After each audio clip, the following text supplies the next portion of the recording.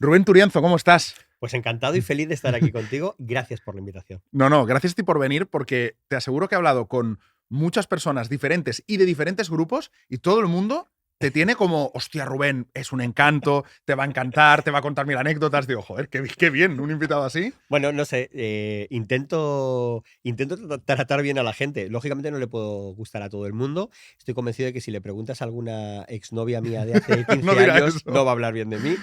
Pero intento tratar bien a la gente y entender que, bueno, primero, tomarme la vida como que tú no eres ni más que nadie y tampoco dejar que nadie te haga sentir menos que nadie. Y Ujú, entonces, desde esa perspectiva, oye, si yo te puedo echar una mano con algo, pues te lo voy a echar. O sea, este es ujú. un poco Entonces, agradezco que la gente habla bien de mí. De verdad que sí. Qué guay, me De verdad alegro. que sí. Y me gusta que empecemos así porque sin quererlo hemos empezado con el equilibrio, ¿no? Sí, Lo que decías, ni que sentirte más, pero tampoco sentirte menos, ¿no? Que suele total. pasar, ¿no? Esto del síndrome del impostor y todas Sí, estas cosas. Estar en equilibrio yo creo que se acerca bastante a la felicidad, ¿no? mira, además con el síndrome del impostor, ahora, claro, son de estas modas que llegan que de repente todo el mundo habla de esto. Y Mm. yo lo primero que digo es, oye, antes de hablar del síndrome del impostor, mira a ver si eres un impostor, Ujú. porque a veces lo que te está pasando es sencillamente un reconocimiento. Oye, es que yo no sé hacer algo, lo que sea. Y está bien también, porque desde ese reconocimiento puedes empezar a formarte, a prepararte, a trabajar, siempre sabiendo dónde poner el límite, obviamente, porque si no,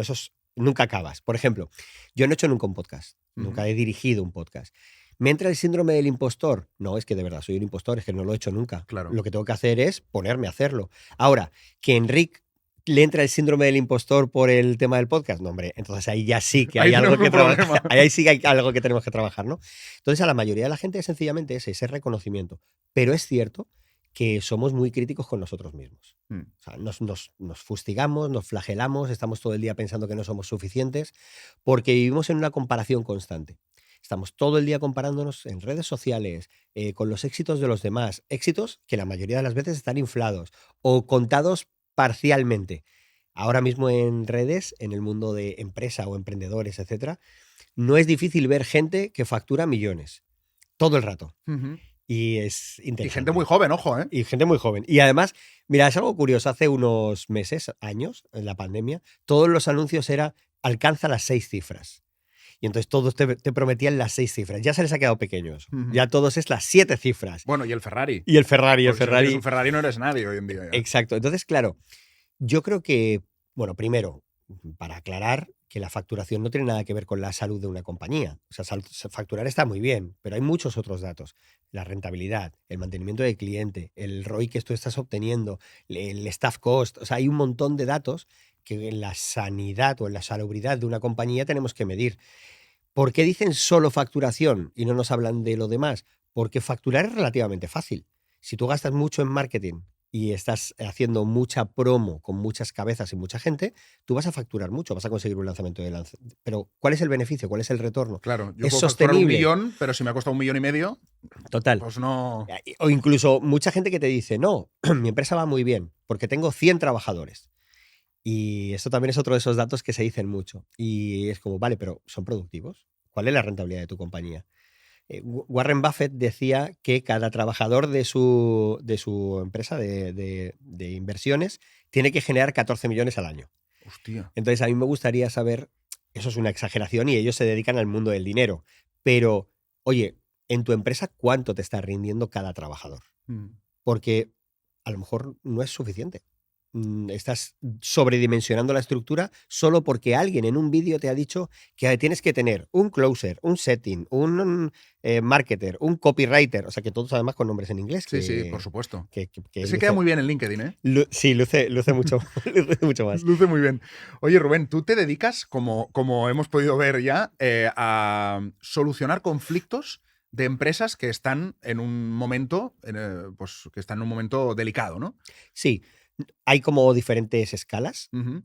Por un lado está la crisis. O sea, por ejemplo, pues todo el mundo se acordará, por ejemplo, de cuando en IKEA salta la noticia de que las albóndigas de IKEA tenía carne de Carne de caballo. caballo, ¿Te sí. acuerdas de aquello? Sí. Pues eso es una crisis. Es una crisis que tiene que ver con la reputación de la marca. Es una crisis que afecta a una de las líneas de la marca Y se soluciona relativamente fácil, porque además la crisis no es tan gorda. Suena mucho, hace mucho ruido, pero no es tan gorda. ¿Esa la solucionaste tú? En esa formaba yo parte del, Ajá. del equipo y básicamente era porque la gente lo entienda. Lo único que hubo contaminación cruzada en la fábrica en la que fabricaban las albóndigas. Tú sabes que nosotros estamos grabando esto en Cataluña, Francia lo tenemos muy cerca y en Francia se come carne de caballo.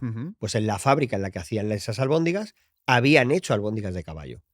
Y directamente hubo contaminación cruzada. Es decir, que no se limpiaron bien las máquinas, Vale. pero es una crisis que se trabaja con reputación. Es decir, pues normalmente con un modelo que es, oye, admites la parte de la culpa, neutralizas el error que ha habido, transformas el sistema para que no vuelva a pasar e intentas innovar. En este caso, por ejemplo, se innovó gracias a un chico que se llamaba Ion Ponce, que trabajaba en IKEA, creó algo que fue revolucionario, que fue el codillo, que ahora si va mucha gente a IKEA sabe que se pueden llevar los Sí, codillos sí. para casa, pues eso lo creó este chico, que era parte del equipo. Claro, por lo que estás haciendo es cambiar eso. A día de hoy, lógicamente ya nadie se acuerda de esa crisis, o sea, se acuerda de la crisis y yo te la recuerdo, pero si no, la gente hace su vida normal y no ha afectado a la marca. Pero eso es una crisis, es muy puntual, hace mucho ruido y es como un volcán que estalla. Lógicamente hay mucho estrés, hay muchos nervios, se genera mucha tensión, pero se puede solucionar. Luego están los cambios culturales. Esto se considera también una crisis, pero en el fondo es una compañía ha decidido cambiar su manera de trabajar o su manera de relacionarse con el cliente. O el cambio, mira, por seguir con la marca sueca, en un momento determinado ellos decidieron que los trabajadores que estaban en las tiendas no podían ser despachadores, sino que tenían que vender, porque la competencia estaba subiendo de manera muy agresiva y tenían que vender. Claro, pero tú has contratado durante años a gente solo para que se encargue del almacén, claro, y para que den información, claro, no para que vendan. Entonces, tienes dos opciones. O despides a todos y contratas solo a vendedores, lo cual es una tragedia, esto no hay que hacerlo nunca. Claro, o les formas. O les formas. Pero claro, no todo el mundo tiene capacidades. O sea, es decir, no todo el mundo tiene ese gancho de venta, incluso muchos no quieren vender, porque no les contrataron para vender. Eso es un cambio cultural. Entonces, esto se hace en un proceso de medio plazo, en el cual combinas la formación con la motivación, con los incentivos, es decir, hay un proceso.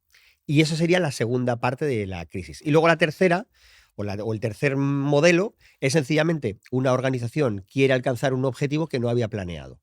Entonces, para ese objetivo no tenía recursos para conseguirlos y entonces vamos nosotros desde fuera a ayudarles a conseguir ese objetivo, que puede ser un objetivo en ventas, una satisfacción del cliente o lo que sea.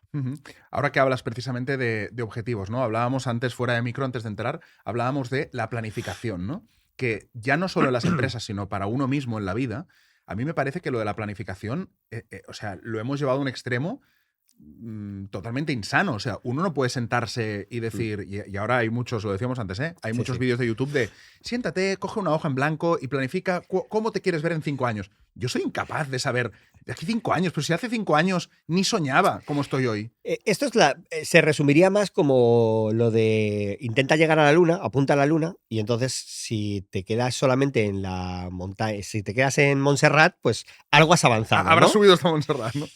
Y está bien, está bien. Lo único es la obsesión. Como tú bien decías. Por ejemplo, mira, vamos a hablar de los dos extremos. Ahora, desde los años 80 del siglo pasado, el ejército americano inventó esto del concepto del VUCA, ¿no? Del contexto incierto, el contexto que no es lineal, que está, bueno, es el contexto que nos agrede después de la caída del muro de Berlín. Que muchos lo están hablando ahora como si fuese algo moderno, que ese contexto existe, ¿vale? De ahí se pasó a otro profesor que habló del contexto Bani, pues igual que es un contexto no lineal, que es un contexto muy incierto, en el que no hay ninguna certeza y todo esto. Y entonces, es donde vivimos ahora. Es, ¿no?, donde vivimos ahora. Pero yo tengo un pequeño matiz a eso. Y eso es cierto, esos contextos han existido, pero es la necesidad del ser humano de etiquetar las cosas para darnos tranquilidad.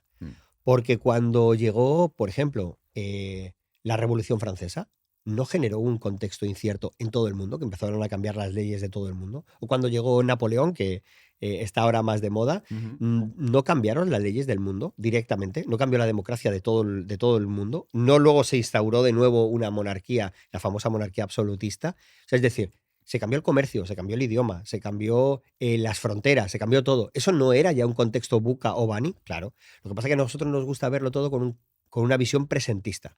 Voy a poner otro caso mucho más extremo. Cuando España llega a América. Ujú. Cuando España llega a América, cambia absolutamente todo. La cuota de poder del mundo, cambia el mercado, la economía, incluso cómo nos alimentamos. Todo cambia a partir de ahí. ¿Qué pasa? Que la gente se agarra a esto del VUCA y del BANI para decir, ¿ves? Como todo está cambiando y todo es incierto y no es lineal y todo puede pasar, no tengas una estrategia. Entonces, como, no. Mm. O sea, es decir, una estrategia tenemos que tener, pero entendiendo que la estrategia va a ser moldeable. Claro, que dentro de la estrategia que tiene que estar el que siempre estamos en constante cambio. Totalmente. Mira, hay un concepto que a mí me gusta mucho que utilizan algunas empresas estadounidenses, que es el concepto BHAG. BHAG es la B, significa que sea brave, la H, hairy, de peliagudo, la A es audacious, o como se diga, y la G es goal. Entonces trázate una meta audaz, peliaguda y grande, para dentro de 20 años, 20 o 25 años. Y a mí me gusta ese concepto porque te permite soñar. Por ejemplo, el ejemplo típico que se suele poner en este caso es el de Nike, porque cuando hicieron su BHAG pusieron Smash, o sea, su BHAG es Smash Adidas, es decir, aplastar a Adidas. Vale. Y eran 4 chavales en un local y dijeron, no, nuestro BHAG es aplastar a Adidas. Pues es verdad. Claro, ¿por qué se cuenta este? Porque lo han conseguido. O sea, es Ajá. decir, a día de hoy Nike es mucho más grande. Pero ¿crees que es bueno como BHAG tener el ir contra alguien? Bueno, eso es una forma de hacerlo. Hay Vale. una metodología que es, hay diferentes formas de hacer tu objetivo, pues por propósito, por lo que intentas impactar en el mundo. Y hay una forma, hay dos que Que son... es por a quien destrozas. Sí, hay una que es ¿a quién te quieres parecer? Por ejemplo, una forma de BHAG sería yo quiero ser el Netflix de los podcasts. Vale. Por ejemplo, que esto seguro que se lo has escuchado a mucha gente. Sí. Bueno, pues eso en el fondo, sin que ellos lo sepan, es un BHAG. Vale. ¿Vale? Estás cogiendo la comparación de otro negocio que ha gustado mucho y entonces lo estás llevando a tu terreno. Y el otro es pensar en o sea, quién ocupa ahora el cetro y a quién te quieres cargar, ¿no? Ujú. Bueno, cualquiera de ellos nos sirve porque, bueno, a mí personalmente me gusta trabajar más en positivo que en negativo, ¿eh? Ujú. Pero cualquiera de ellos nos sirve si te está marcando una dirección. Y si tú puedes decir, vale, ok, yo a partir de ahora voy a trabajar cada día para acercarme a eso. Pero eso no nos puede volver unos obsesos de ese objetivo. Mm. Porque es lo que pasa. Al final hay gente que está persiguiendo objetivos, mucha gente consigue el objetivo y luego no es feliz. Pues es que realmente es que objetivo lo has conseguido solo por el hito del check de conseguirlo, Claro. pero no estabas realmente enamorado de ese objetivo. Claro, es que detrás de un objetivo siempre hay ser feliz, ¿no? O sea, yo creo que al final nos marcamos lo que sea en la vida para, en el fondo, ser feliz. Lo que pasa es que yo creo que me va a hacer feliz el ser el Netflix de los podcasts. Yo creo que me va a hacer Total. feliz, pero en realidad detrás hay la felicidad siempre, ¿no? Mira, y fíjate, yo la palabra felicidad, que me parece muy grande y desde muchas prismas y perspectivas, estoy convencido de que si aquí estuviese Margarita Álvarez, que es una experta en felicidad maravillosa, Ujú. me daría una colleja. Pero a mí en este caso me gusta hablar de plenitud. Es decir, tú piensas que alcanzar ese objetivo te va a dar plenitud. Correcto. Entonces, perfecto. ¿Qué pasa cuando tú alcanzas ese objetivo y no lo celebras?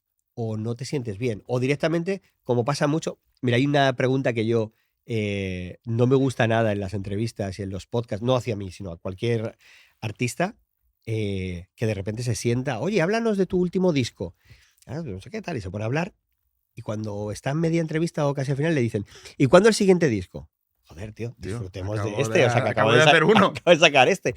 Pues esto es esta percepción de todos de que nada es suficiente. Que todo el rato tenemos que estar a por lo siguiente, a por lo siguiente, a por lo siguiente, como si fuésemos recaudadores de objetivos. Mm. Y tenemos que intentar cambiar eso, pensar en, oye, ¿hacia dónde me gustaría llegar? Porque de verdad voy a sentirme pleno. Y luego lo voy a celebrar. Y cuando esté allí y lo haya disfrutado, entonces podré pensar en el siguiente. Por ejemplo, con el tema del dinero que hablábamos antes. Sí. Mucha gente, si tú le haces coges un folio y le dices, ¿cuánto dinero necesitas realmente para retirarte? La gente, si yo le hago la pregunta a la gente por la calle, te dice, pues no sé, pues 10 millones, 20 Ujú. millones, 100 Sí. millones, lo que sea.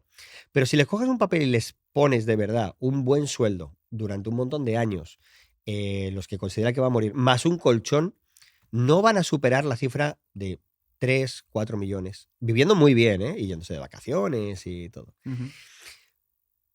¿Qué pasa cuando la gente cobra por primera vez 1 millón? Miran la cartilla, lo celebran, están entusiasmados porque han ganado 1 millón y 3 días después están pensando en la siguiente cifra.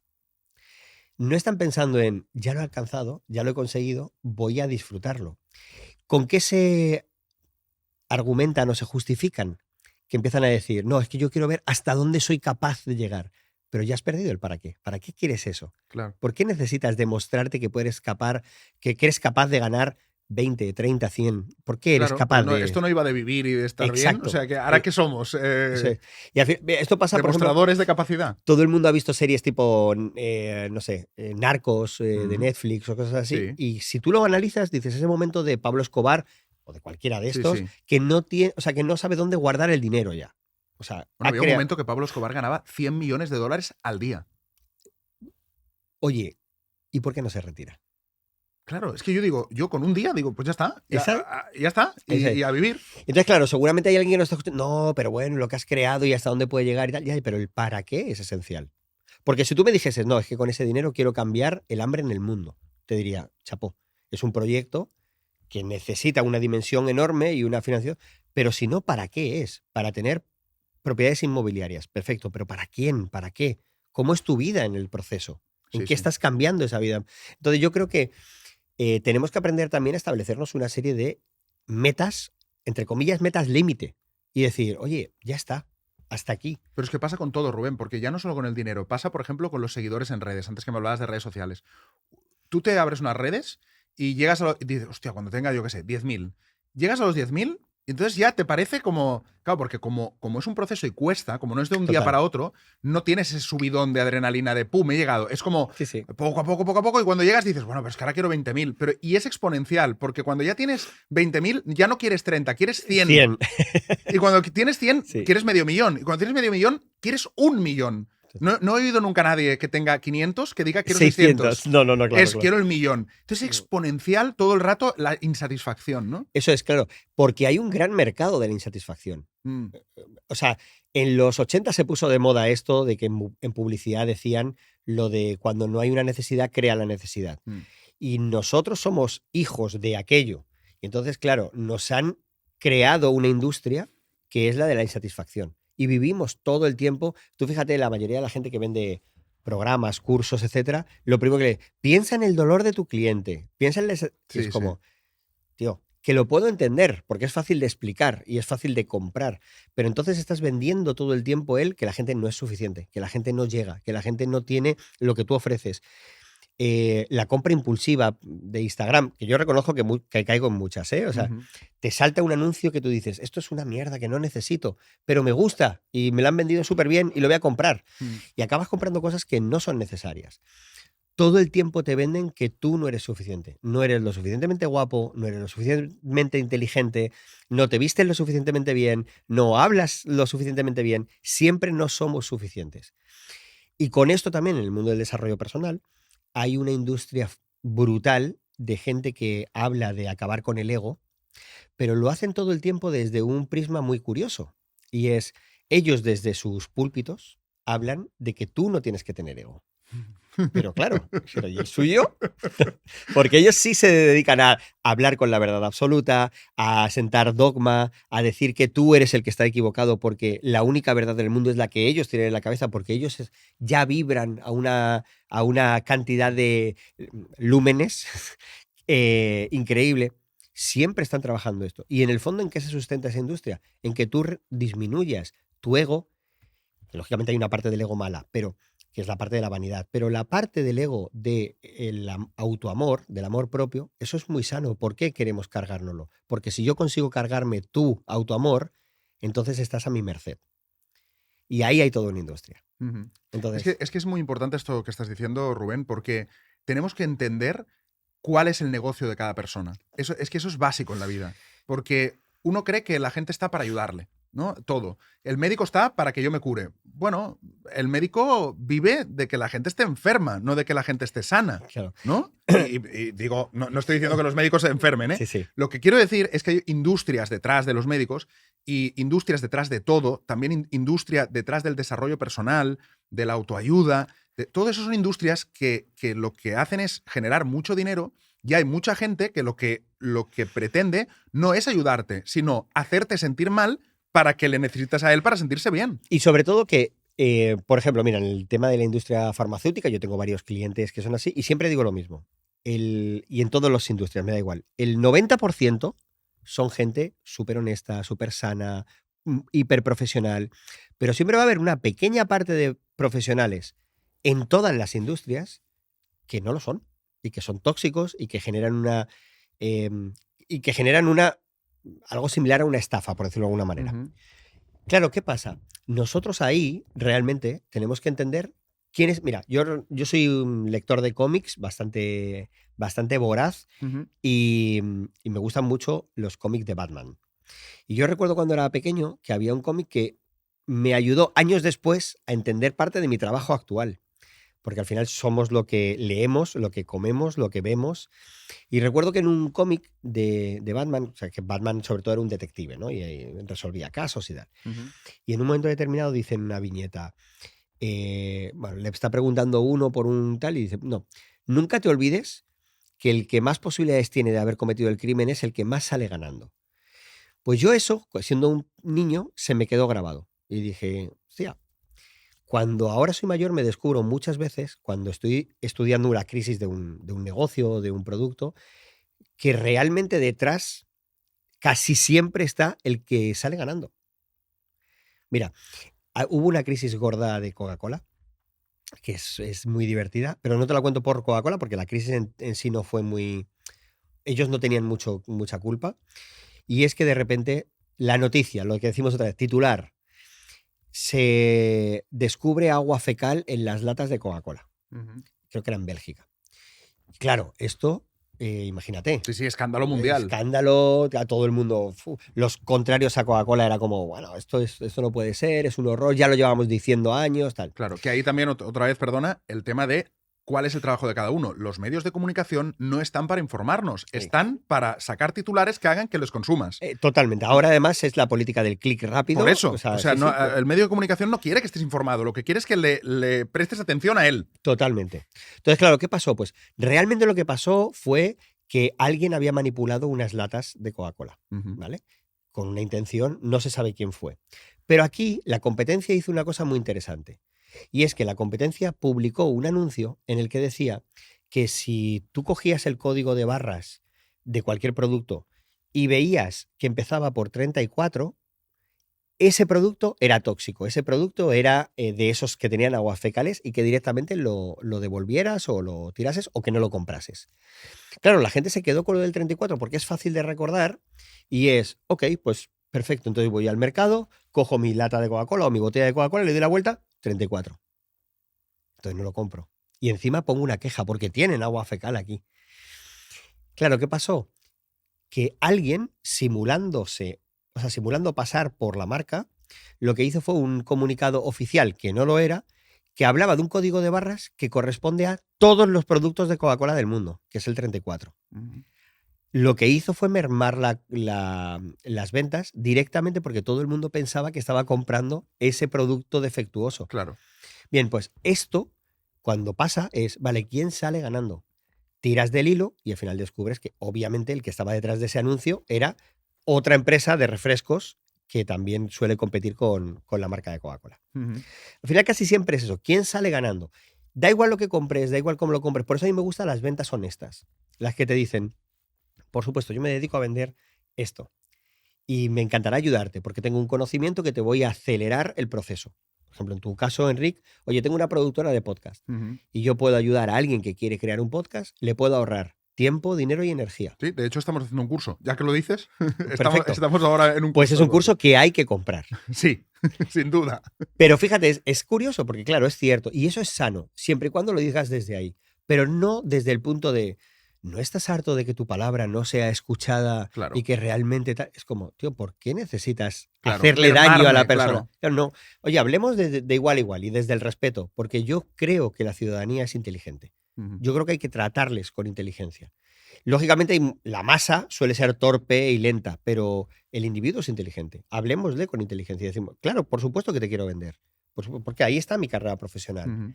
Pero voy a ayudarte a ti a acelerar el proceso a cambio de dinero. Total. A mí hay una frase que me gusta mucho, que es que nos encanta comprar, pero odiamos que nos vendan.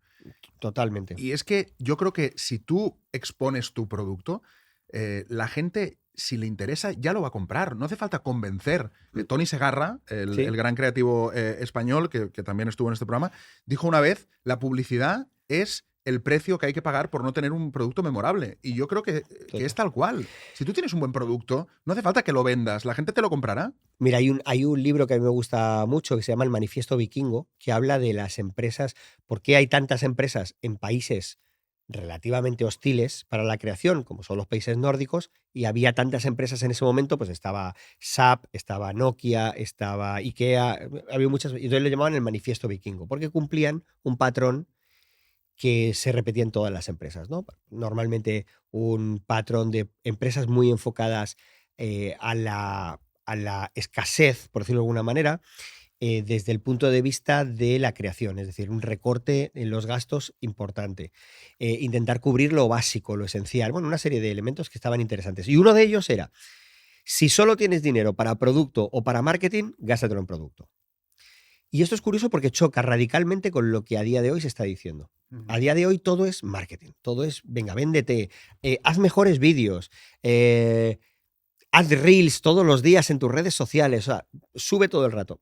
Es marketing. Mucha gente lo único que consigue con eso es tener un altavoz que lo único que está demostrando al resto es que tu producto es malo. Entonces, céntrate en el producto, haz un buen producto. Y luego a partir de ahí, lógicamente, vamos a trabajar, ¿no? Esto hay una experta en oratoria maravillosa a la que amo, que se llama Mónica Galán. Ah, sí, me suena de algo. Es una grande. Quizá la he visto alguna vez. Hay dos palabras hay dos frases suyas que me vuelven loco. Pero una de estas es cuando dice, ¿qué es mejor, serlo o parecerlo? Y entonces la mayoría de la gente dice serlo, ¿no? O sea, aparentemente es mejor serlo. Y dice, claro, pero ten cuidado porque eso es perverso. Porque qué duro es parecer un buen profesional y no serlo, pero más duro es ser un buen profesional y no parecerlo. Y no parecerlo. Entonces, claro que es una cuestión de que las dos cosas tienen que ir en equilibrio. Pero para mí, los que tienen muy corta trayectoria en el mercado son aquellos que parecen grandes profesionales y luego cuando la gente rasca un poco y la gente está ahí detrás del negocio, realmente no hay de nada detrás. Tu curso de podcast, lógicamente, no va a ser así. Estoy convencido de que va a ser un éxito extraordinario. Ya hicimos una primera edición y fue muy bien. Ya está, entonces hay garantía. Ya está, hay garantía. Pero más allá de eso es, claro, oye, Enric, 20 años, creo recordar, 20 años trabajando en este tipo de medios. Coño, pues si 20 años, pues entonces empezaste con 11 años a trabajar en radio. Empecé con 19. Llevas toda la vida trabajando en esto, con lo cual, hombre, algo sabes. Solamente el hecho en sí, yo me siento muy afortunado de poder estar aquí hoy contigo, pero solamente el hecho de estar aquí y ver la microfonía, la iluminación, la distancia en la que está todo colocado, Tony, que está por aquí maravilloso, trabajando con nosotros y ayudándote, es decir, todo lo que tú has generado y tu manera de guiarlo, el cómo, se nota que hay detrás una expertise, hay una maestría detrás. Por lo tanto, si hay esa maestría y sobre todo, si tú sabes explicar esa maestría, ahí hay un negocio rentable. El problema es que algunos lo que hacen es, saben algún detallito, es verdad que eso, había un profesor, de contarlo de otra manera más sencilla, había un profesor que decía que para parecer experto lo único que tienes que hacer es leerte el libro un día antes que los alumnos. Y es Qué verdad, bueno eso. es verdad que Qué bueno. lo puede parecer, porque es como, claro. Yo sé cosas que tú no sabes, aunque las aprendí ayer. Exacto. Lo que pasa es que este mismo profesor decía que con eso pareces experto, pero no pareces maestro. Porque para parecer maestro, cualquiera puede parecerlo en la exposición, pero como de verdad lo demuestras es en las preguntas. Y ahí es donde está la clave. Cualquiera se puede preparar una buena exposición, pero cuando tú haces una pregunta, es cuando tú demuestras si yo sé, porque eso no me lo he leído en el libro el día antes. Claro. No me lo he podido leer el día antes. Claro. Entonces, ahí es donde se demuestra. Entonces, por volver al el caso del podcast, yo estoy convencido de que si yo ahora, cuando cortemos, te empiezo a hacer preguntas de cómo se hace un podcast o cómo poder garantizar que mi podcast tenga algo de recorrido, tú me vas a saber responder a esa pregunta y a las que yo te haga. Y no me vas a improvisar. Ujú. Creo que el mundo está ahora mismo lleno de sobreoferta de personas que tienen algo que vender porque se lo han leído un día antes que tú. Claro. Y qué difícil es discernir, ¿no? En esta jauría de Instagram, de tal, Total. discernir quién es realmente un experto y quién no. Porque a veces todos necesitamos hacer un curso Todos, o sí, sí. necesitamos a alguien que nos asesore. Y claro, entonces sales a la jungla y dices, bueno, ¿y ahora yo a quién contrato que no sea un vendehumos? Mira, a mí me gusta esto explicarlo con una analogía del espacio. No sé, ¿tenemos tiempo? Sí, tenemos tiempo. Genial. Mira, yo lo que suelo decir es que tú imagínate que tú quieres ir a la luna, ¿no? Que decíamos antes, tú quieres ir a la luna. Perfecto, pues, y estás buscando quién puede ser ese mentor o ese profesor o ese, como lo quieras llamar, que te ayude en el proceso. Pues te vas a encontrar por el camino 3 tipos de personas. Están que miren a las estrellas, digamos, o que tengan que ver con esto. Están los astrónomos, los astrólogos y los astronautas. Los astrólogos son aquellos que te hablan de las constelaciones, del cielo, del horóscopo, y son gente que te hablan con una vehemencia, con un halo de verdad absoluto. Absolutamente todo lo que tú digas, ellos tienen una respuesta. Sin embargo, no tienen ningún tipo de rigor científico. Es decir, ¿por qué todos los que nacimos el 4 de noviembre, que es mi cumpleaños, todos somos iguales? Y cuando tú les planteas eso, te dicen, no, porque tiene que ver el ascendente. Venga, vale, ok, juego a eso contigo.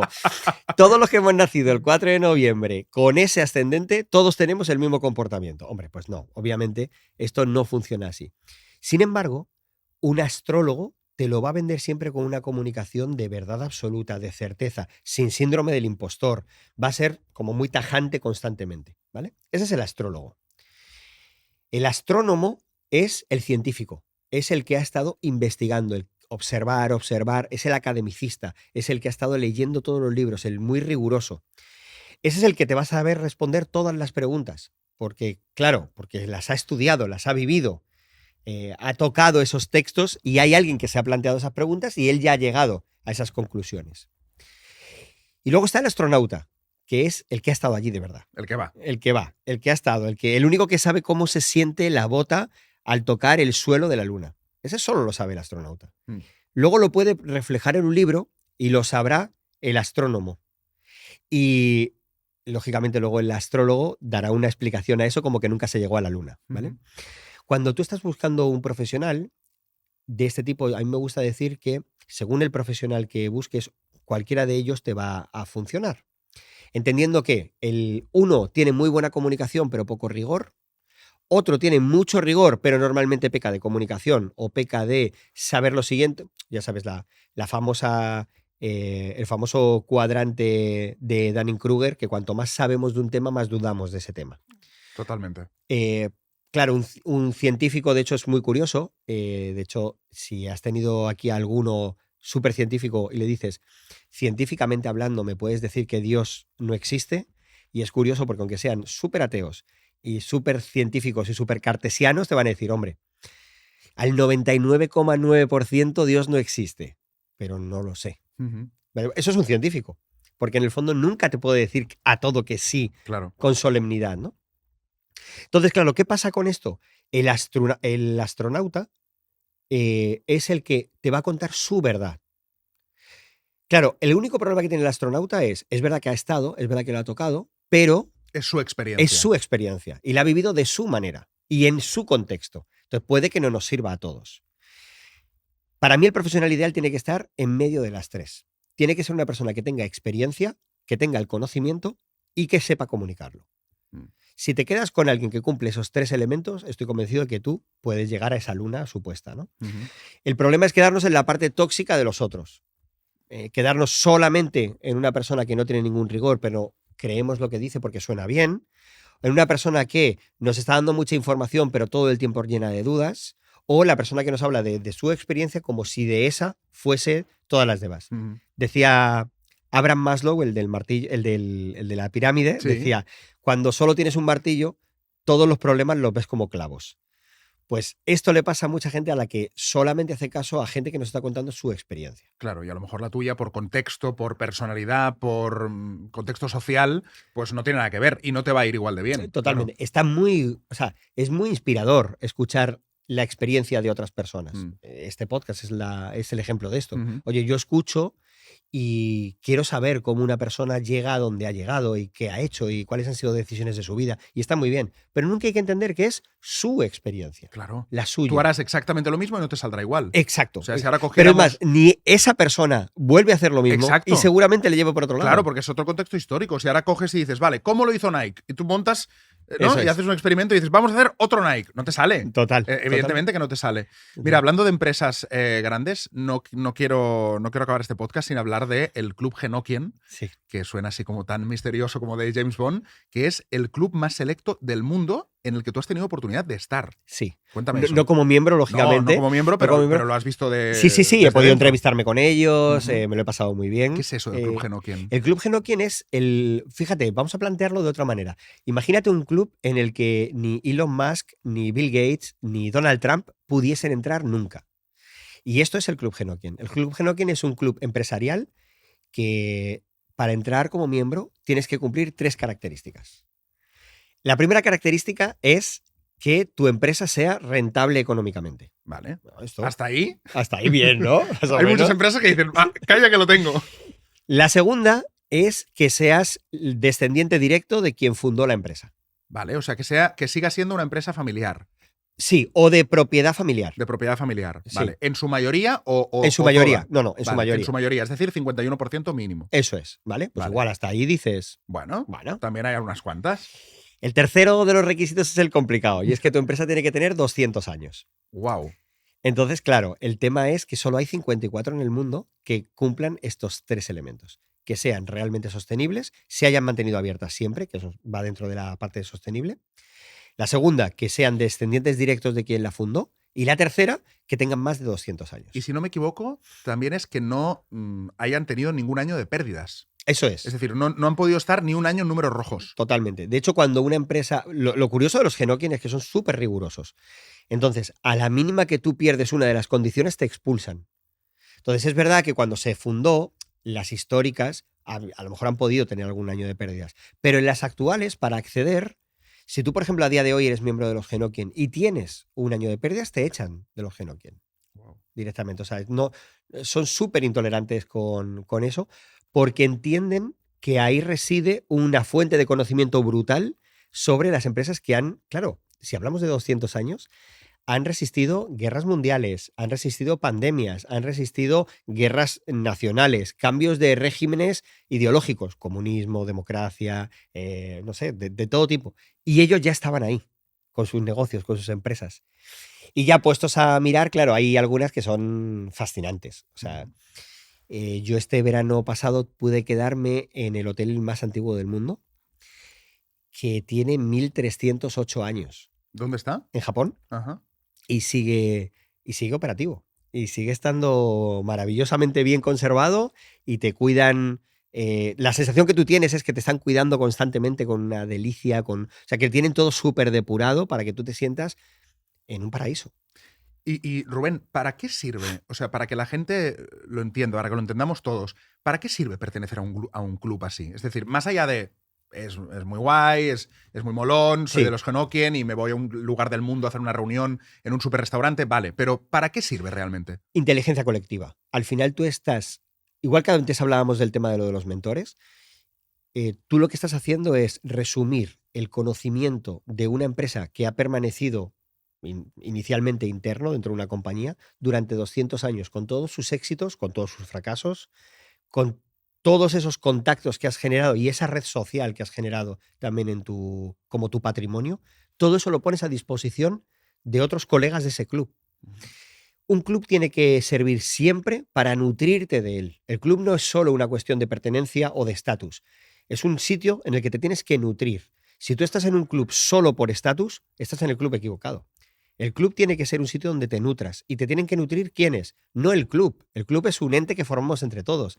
El club, o sea, el quien te nutre son el resto de los socios. Los miembros del club. Claro. Entonces, Es muy interesante, por ejemplo, porque en los Genokien todos los años se hacen exposiciones. Es decir, en la reunión no es solo un restaurante bonito y dan unos premios pues a ciertas condiciones, a ciertas políticas que se han hecho dentro. No, es que cada uno de ellos expone qué se ha hecho ese año, cómo están innovando, cómo están arreglando.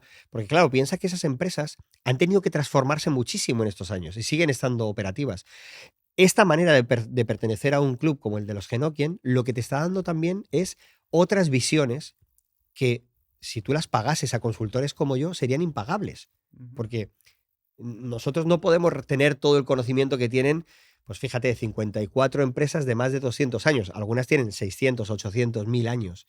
Y todo eso está registrado. Está registrado cuándo cambiaron y por qué cambiaron. Y qué pasó cuando murió el fundador.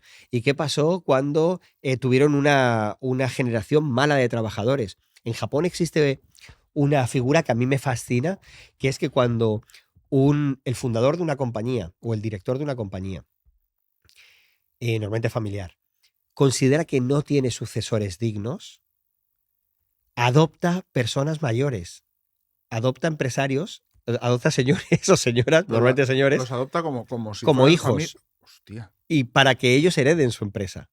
Porque entienden que la empresa no les pertenece a ellos. La empresa le pertenece a la sociedad japonesa. Y entonces tienen que colocar, para que la dirija, a alguien óptimo. Y a veces ese óptimo no es su descendencia. Wow. Y entonces adoptan a alguien para colocarle ahí, ¿no? Esto es curioso, porque es entender el mundo de la empresa desde otro sitio. Lógicamente, Japón es muy interesante para reflejarlo en muchos aspectos del mundo empresarial. Y otros no, ¿vale? Para mí la empresa japonesa es muy tóxica en cuanto al rigor. Es algo curioso, tú si vas a Japón habrás visto seguramente gente dormida en el metro o en todo el tiempo. Bueno, pues eso es algo muy digno para ellos, porque consideran que si alguien va dormido en el tren o en el metro es porque lo ha dado todo en el trabajo, sobre todo si va vestido de trabajo, ¿no? Es como, vamos a respetarles entre todos, porque esta persona trabaja tanto que, mira, está agotado, está durmiéndose en el metro, de lo agotado que está. A nosotros ese mensaje nos parecería una locura. Hombre, sí. ¿Sabes? Lo es. Sí. Sin embargo, ellos lo dignifican. Entonces, no todo es bueno. Por favor, no vayamos a romantizar la semiesclavitud, que no lo es, ni esa obsesión que tienen ellos con el trabajo, que es absoluta. Mira, tuve la fortuna de poder hablar con el último CEO de la compañía más antigua del mundo. El último CEO, porque esa compañía fue absorbida por otra. Y entonces ya pasó a no existir. Sigue existiendo la empresa, pero como parte de un hub mucho más grande. ¿Cuál era la empresa, perdón? Kongo Gumi se llama, es la empresa más antigua del mundo, fundada en el año 578 y vivió hasta el 2016. Repito, a día de hoy sigue abierta, pero como forma parte de otra empresa. ¿Y de qué es la empresa? Fundadora de templos. Vale. Ella construye templos, básicamente. Vale. Entonces, bueno, si tú vas por Japón, la mayoría de los templos los ha hecho esta empresa, pero lógicamente piensa que estamos hablando de una empresa que tiene casi 1500 años. O sea, es una locura una empresa. Y que siempre cuando digo esto hay gente que me dice, bueno, la Iglesia Católica tiene más años. Bueno, realmente, primero, la Iglesia Católica como tal no tiene más años. Aunque nosotros digamos, no, pues del año 0, no, es que ahí no existía la Iglesia Católica fundada como la tenemos ahora mismo. Y segundo, a mí no me gusta verlo como una empresa. Aunque hay una parte que se parece mucho, pero no me gusta verlo como una empresa. Esta es la empresa oficial que tiene más años. Y en el año 2016, fruto de unas deudas que tenía, que habían adquirido los CEOs anteriores, él tuvo que vender la empresa y la empresa fue absorbida por otra compañía. Este señor, que me dijo una frase muy potente que yo creo que sirve para cualquier persona que tenga un proyecto o una empresa, pero también para cualquier persona en la vida, que ahora te digo esa frase. Ese señor, cuando dejó la empresa, pensó en la familia le obligaba a quitarse el apellido, por ejemplo. Pensó en suicidarse varias veces y de hecho tuvo 2 intentos. La persona a día de hoy está defenestrada, o sea, es decir, le ponen como mal ejemplo. ¿Vale? Tú imagínate cargar con eso toda la vida. Tú has sido el que ha perdido, entre comillas, la empresa más antigua del mundo. Esto es muy tóxico de la cultura japonesa, porque aquí quedaría en una anécdota y sería interesante, sí, lógicamente, le lapidaríamos en la plaza pública de Twitter. Exacto, aquí haríamos memes. pero a los 3 meses la gente se ha olvidado. Allí no. Allí es cargar con ese peso toda la vida. Tuve la fortuna de poder reunirme con él y me dijo una frase muy potente que es: huye del exceso equivocado en el momento equivocado y por las personas o los motivos equivocados. Y no era un consejo empresarial, era un consejo de vida. Es que la mayoría de la gente estamos todo el día rodeándonos de excesos equivocados, en momentos equivocados y con personas o motivos equivocados. Eso es lo que te puede llevar al fracaso. Y al final la vida es así de sencilla. Si tú empiezas a eliminar los excesos equivocados en los momentos equivocados y por los motivos equivocados, tú reduces tus crisis y tus problemas, no sé, en un 80% de los problemas que tenemos. Sí, totalmente. Totalmente.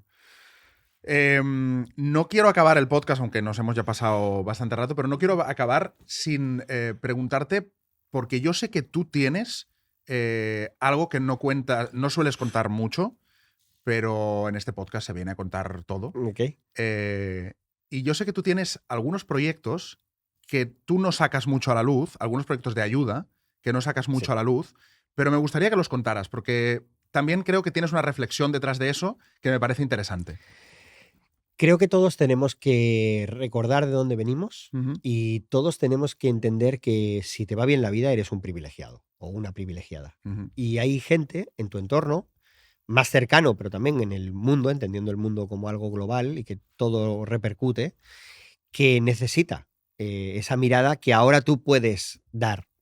Lo cierto es que si no lo comento este tipo de cosas es porque yo siempre he tenido una política con esto bastante estricta. Y es que para mí toda ayuda publicitada no es solidaridad, es marketing. Y hay mucha gente que hace grandes campañas de marketing de sí mismos, ¿no? Lo vemos cuando alguien dona una máquina oncológica. Sí, exacto. O cuando de repente alguien hace todo el rato aparentemente acciones benéficas y todo el rato está en acciones benéficas, cuando lo que está haciendo es autobombo o autopublicidad, ¿no? Por eso a mí es importante marcar esa diferencia y por eso no lo cuento. Yo esto lo comencé a hacer hace bastantes años. El primer proyecto en el que participé fue en un colegio que se montó en un basural en Paraguay, cuando yo descubrí que 2 hermanas maravillosas sevillanas estaban montando. Bueno, es que la gente vivía en basurales y los niños no estudiaban y hay un basurales, son ciudades enteras de basura, donde echan los desperdicios y la gente vive de la carroña de esos basurales. Y estas hermanas construyeron un colegio y construyeron una empresa de reciclaje. Y ahora hay una comunidad entera de gente que vive de hacer negocio de ese basural, con educación, con sanidad, con un montón de cosas, ¿no? Yo pude participar con ellas en el proyecto y a mí esto me encantó. Y desde entonces, pues, he ido haciendo lo que he podido. Y seguramente es menos de lo que puedo, porque siempre se puede hacer más. Pero, no sé, pues monté un colegio en Colombia, porque igual, ¿no? Para que los chavales vean que hay otras opciones en la vida, que no es solo el tema de la delincuencia, que es el camino rápido, sino que hay otras formas de crecer, que las familias tuviesen un lugar donde dejar a sus hijos antes de irse a trabajar.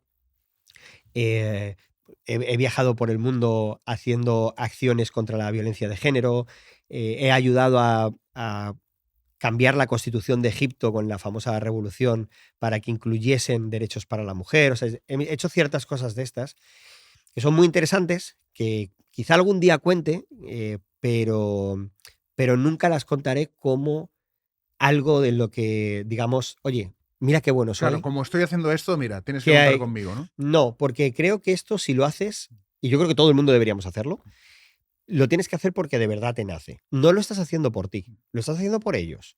Si lo estás haciendo por ti, tienes un problema. Porque volvemos otra vez a lo del ego, ¿no? Sí. Lo estás haciendo solo para ponerte la medalla de hacerlo. Totalmente. Y por eso yo creo que no hay que contarlo. Es decir, tenemos que intentar equilibrar la parte en sí de, oye, liberarnos. Si a ti te va bien, tú puedes ayudar a alguien.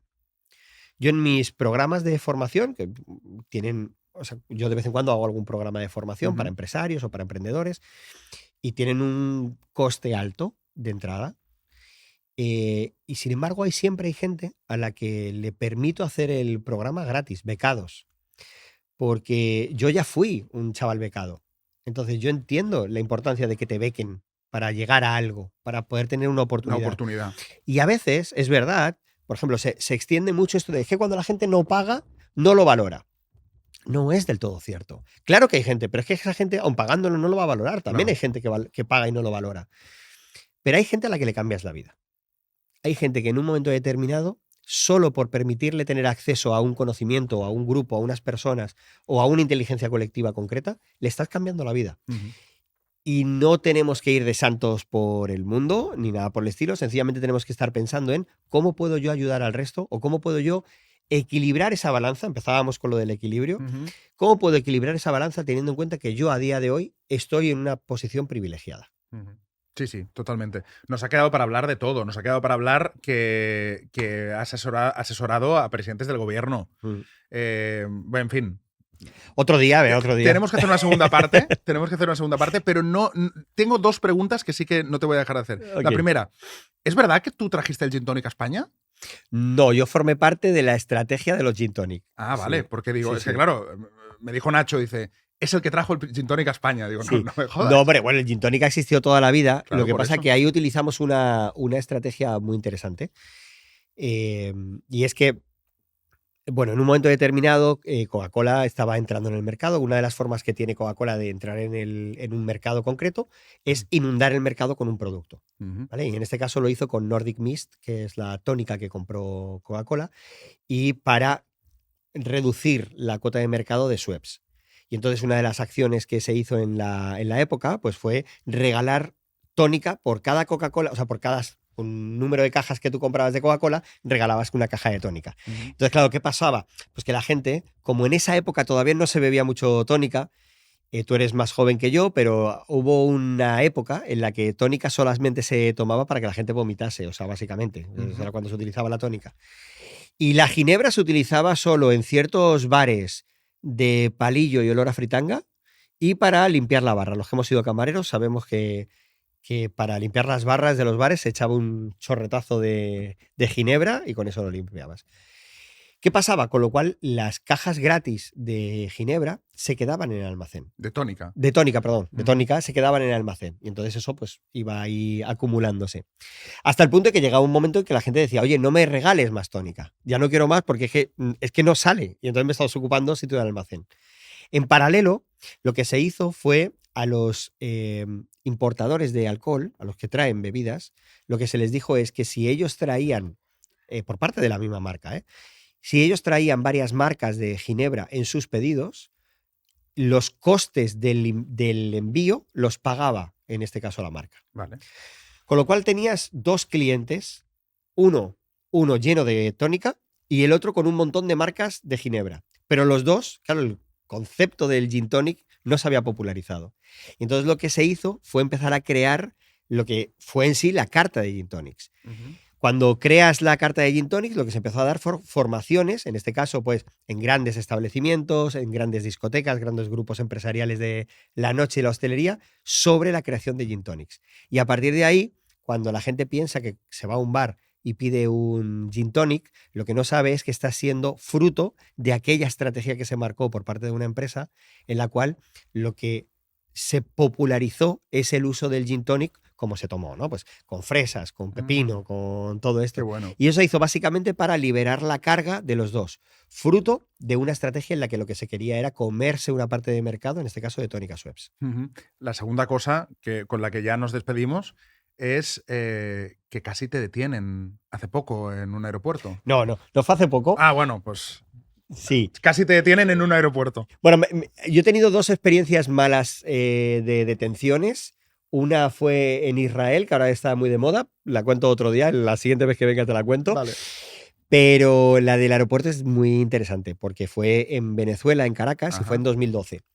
A mí me invitaron, yo había publicado un libro que se llama Anticrisis, Anticrisis es el nuevo, que se llama Carisma Complex y hablaba del carisma. Y en ese momento pues me invitan a la televisión y entonces me dicen, oye, vente y tal. Yo daba conferencias, charlas, talleres y tal. Vente y hablas del carisma. Ah, fantástico. Y yo me planto en la televisión caraqueña y me pongo a hablar de, bueno, pues del carisma, de quién lo tiene, de cómo lo podías generar, todo esto. Y en un momento determinado la periodista, estaban en elecciones o iba a haber elecciones en breve, y se presentaban Chávez por un lado y el Leonel Fernández por otro. Y entonces me dice, bueno, ¿y qué opinas sobre el carisma de los candidatos? Y entonces yo dije, bueno, la verdad es que Leonel Fernández tiene mucho trabajo que hacer con su carisma, porque si bien él tiene un buen proyecto para el país, creo que es un gran profesional, creo que es el cambio que necesita Venezuela, no tiene el carisma, y menos comparado con un Chávez que es espectacular. O sea, es un carisma andante, es un tsunami. Lo lógico sería que le pasase por encima, aunque no tuviese un proyecto para el país. Eso fue lo que dije. Inocente de mí, obviamente. Yo dije eso, me quedé súper a gusto, me quité el micro, todo muy bien. Te vas a tu hotel y para casa. Y ya está. Y al día siguiente llego al aeropuerto y me llega un guardia, ve el pasaporte, mira un papel que tenía al lado, ve el pasaporte, mira, y entonces se me queda mirando y me dice, ¿tú eres Rubén Turienzo, el consultor político? Y yo no sé por qué en ese momento dije, no, soy Rubén Turienzo, el mago. El mago. El mago.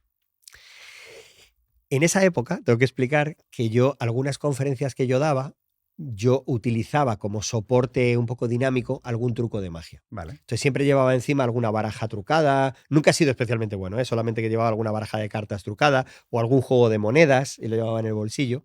Y entonces yo dije, no, soy el mago. Y entonces el tío me dice, no, tú eres Rubén Turienzo, el consultor político. Digo, no, yo soy mago. Pero tú saliste ayer en la tele. Digo, sí, pero yo salí haciendo magia. Así. Y de repente este señor me dice, demuéstramelo. Y yo, claro, saqué una baraja de cartas y me puse, imagínate, en el aeropuerto, yo cagado de miedo, porque yo ya me había visto que me había metido en un charco, que no sabía muy bien por qué me había metido en ese charco, y entonces le empiezo a hacer un truco de magia, al tío le encanta, y me dice, espera, y llama a dos personas, porque este era del primer control, pero llama a dos personas que estaban allí, lógicamente soldados del ejército, con el fusil y todo, pues vienen para acá, y dice, mire, y le explica, ¿no? Mira, tenemos aquí una nota que tenemos que parar a Rubén Turienzo, el consultor político, pero él es Rubén Turienzo y es mago. Me acaba de hacer un truco de magia, es mago. Qué rigor todo, ¿eh? Todo súper riguroso. Qué rigor. Y dice el soldado, hazme magia.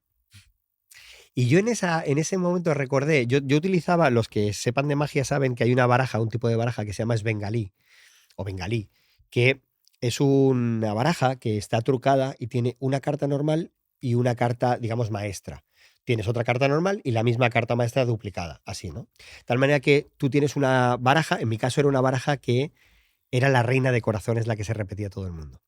Y yo había percibido que cuando este hombre le llamó, el soldado estaba tonteando con la soldado. Así que hice el truco intentando dejar que ella era la reina de corazones y él la tenía que enamorar. Y que si él la enamoraba, toda la baraja se convertía en reinas de corazones, que es uno de los trucos que se consigue con esta baraja. Así que lo hice, les encantó, se quedaron ahí un poco jajaja, jijiji, y cuando él se fue a llamar a alguien, el que estaba en el mostrador me dijo, ven conmigo. Me sacó por una puerta de un lado y me dejó en la escalerilla del avión y me dijo, vete, porque si no, no te vas. Hostia. Yo me cogí el avión y me fui. No sé cuánto de grave hubiese sido, pero yo te puedo asegurar que me monté en el avión, me puse a llorar, me temblaba todo el cuerpo y a veces hemos empezado hablando de estrategia y esto fue 100% improvisación. Luego empecé a atar cabos y luego dije, claro, es que yo he dicho en este país, en este contexto, que el actual presidente no tiene ningún tipo de plan para el país y que el candidato opositor es el que debería ganar, pero no tiene carisma suficiente para ganar. Claro, en realidad, aunque pareciera que estabas diciendo que Chávez tenía más carisma, lo que estabas diciendo es que lo suplía con la falta de proyecto. Eso es. Y sí, tal cual, así fue. Entonces, bueno, desde entonces, lógicamente, intento medir mucho lo que digo en un medio de comunicación, sobre todo en este tipo de países, por si acaso. Pero Mejor. Aquí es curioso esta parte de estar muy despiertos a la parte de improvisación, de inspiración, de ser mucho más perceptivos. ¿Por qué contesté que era mago? Mi vanidad me hubiese dicho, ¿eres consultor político? Sí, claro. Sí, claro. Yo soy yo el consultor político. Sí. Y me hubiesen detenido. No sé cuánto tiempo, ni para qué, ni por supuesto, ¿no? Pero me hubiesen detenido, hubiese pasado un mal rato, seguro. Quizá incluso a lo mejor había perdido el avión, o sea, no sé muy bien por qué lo hice. Y sin embargo, esa parte de intuición, De instinto, ¿no? de instinto, pues me hizo contestar otra cosa y en este caso, lógicamente, pude defenderlo. Ujú. Así que el síndrome del impostor lo tenía como mago y en ese caso Te salvó. me salvó, ¿no? Así que sí. Pero, por favor, importante, la planificación es necesaria, pero también hay que escuchar esa parte del instinto, hay que escuchar también esa parte de ser capaces de pivotar cuando Mm. nos toque y ser capaces de abandonar aquello que ya no nos hace felices, que no nos hace plenos, esos objetivos que si los conseguimos, incluso de vez en cuando tenemos que seguir preguntándonos, ¿sigo enamorado con ese objetivo? Mm. ¿Sigo de verdad unido al logro que quiero conseguir? Y creo que sirve para la parte empresarial y para la parte de vida también. O Total. sea, sirve para todo. El plantearse de vez en cuando, oye, esta es la vida que yo quería. Mira, hay un sesgo, ya sé que nos hemos pasado de hora, pero tú luego cortas Yo todo ya, lo que... ya editaré lo que tenga que editar. Hay un sesgo cognitivo, los sesgos sabes que son los filtros, ¿no? Que tiene el Sí. cerebro con la interpretación con la que hacemos Ujú. todo. Pues hay un sesgo que me encanta, que es el de coste hundido, que también se llama el efecto Concorde. El Concorde fue ese avión maravilloso, extraordinario, que no dio beneficios nunca. O sea, el Concorde era un proyecto fallido que daba pérdidas todos los años. Y sin embargo, Boeing no podía retirar el Concorde porque supondría un fracaso, según ellos, supondría un fracaso. ¿Qué pasó? Pues los que tenemos cierta edad recordamos que estalló un Concorde en París y unos años después... De hecho, es más, la inteligencia colectiva a veces falla, porque todos pensamos que el Concorde dejó de volar por el accidente de París, pero realmente no, el Concorde siguió durando todavía años hasta que lo quitaron. Sin embargo, todos asociamos el accidente a que dejó de funcionar. Bueno, pues en el fondo esto se llama el efecto Concorde porque no importa el tiempo, el dinero y la energía que habían dedicado a un proyecto que era fallido, que siempre el plan era no, pero el año que viene va a ser rentable. No, pero dentro de 3 lo vamos a conseguir. Siempre había una esperanza futura de que eso iba a conseguirse. Y eso nos pasa en la empresa y nos pasa en la vida. Hay gente que está en relaciones solo porque ya llevan 7 años. ¿Cómo lo van a dejar? Porque ya nos... Pues oye, lo vas a dejar porque no eres feliz. Ujú. Sí, Porque no eres totalmente. feliz. Hay un ejemplo muy, muy claro de ese sesgo que a mí me encanta, que es, tú te compras un helado, te cuesta 5 euros, imagínate, incluso te lo compras en Roma, y es uno de estos que te Sí, cuesta sí. 10 euros, un super helado que te han recomendado, y no te gusta. Y no lo tiras. Y entonces pasas el mal rato de comértelo porque te ha costado 10 euros, cuando en realidad, si, o sea, el dinero ya te lo has gastado, Totalmente. no va a volver. Entonces, tíralo y al menos te ahorras el mal rato. Pero no, preferimos comérnoslo y pasar el mal rato de algo que no nos gusta porque ha costado 10 euros. ¿no? Exacto. Es como, tío. Pues Películas de cine que tú sabes, o sea, tú ha pasado ya, o sea, es decir, hay ciertas películas que es verdad que se arreglan al final, pero hay otras películas que no hay quien las arregle, ni siquiera un buen final. Y sin embargo, muy poca gente sale del cine. Claro, Es te decir, quedas ahí hasta el final y dices, bueno, al menos ya que he pagado, ¿no? Eso, dices, ya bueno, pero estoy- ahórrate el tiempo. Eso es. Y sobre todo ahora que las películas duran 3 horas. Total, o sea, sí, que esto sí. es- Pero sí, o series que no te han enganchado y están a medias y es como, venga, la voy a terminar porque ya quiero ver cómo acaba. Es como, pero si no te está gustando. Ya está, déjala. Pues esto pasa en la vida, en las relaciones, en las empresas, pasa siempre. Y con los objetivos también pasa. No, es que llevo 2 años persiguiendo este objetivo, ¿cómo voy a renunciar ahora? Pues vas a renunciar porque si te estás haciendo la pregunta, seguramente es porque ya no te late, ya no vibras con ese Claro. objetivo. Y porque O sea mejor que- déjalo ahora que cuando lleves 5, que llevarás 5 años luchando y tampoco te habrá salido. Exacto. O sea que tenemos que aprender también a entender que abandonar no es necesariamente malo. Ujú. Lógicamente, como siempre, todo en equilibrio. Esto no significa el famoso desapego de nada, todo me da igual, todo tal. No, obviamente no. Hay que aprender también a luchar y hay que aprender a tener esfuerzo por las cosas. Esto es cuando notamos que ya no estamos en un lugar en el que amamos. Ujú. Entonces ahí, ni en nuestro camino profesional, nuestra carrera, en nuestras relaciones de pareja, lo que sea, primero, lógicamente, intentaré reenamorarme, pero si veo que no hay opción, pues lo mejor es pararlo, ya está. No como esta entrevista, que no la paro por desenamoramiento, sino porque ya nos hemos pasado de tiempo, pero 3 pueblos. Pero ya haré lo que tenga que hacer. Rubén, Bueno. gracias por venir. Ha sido un placer. Ha de sido un verdad. placer de verdad esta conversación. Gracias. Muchísimas gracias a ti, Un abrazo. igualmente.